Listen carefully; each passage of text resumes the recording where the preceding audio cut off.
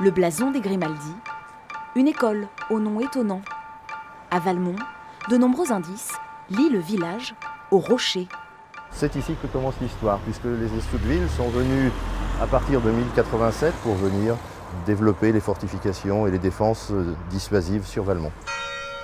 Les Estouteville sont les ancêtres du prince Albert II de Monaco. En 1715, cette famille se lie à la principauté. Le Normand Jacques IV de Matignon, riche propriétaire terrien, se marie avec Louise-Hippolyte de Grimaldi, au rang prestigieux.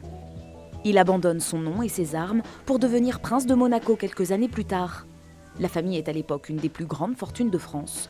À Valmont, elle détient ce château et d'autres propriétés environnantes.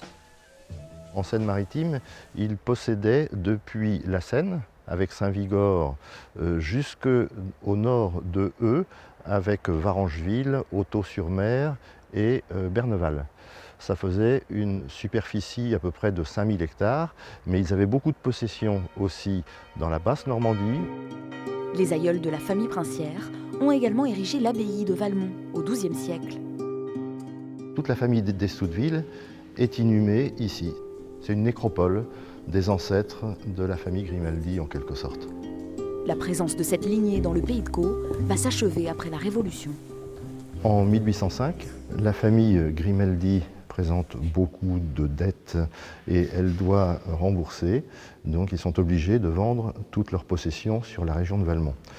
L'abbaye par elle-même ne faisait déjà plus partie de leurs actifs dans la mesure où elle a été vendue comme bien national à la Révolution.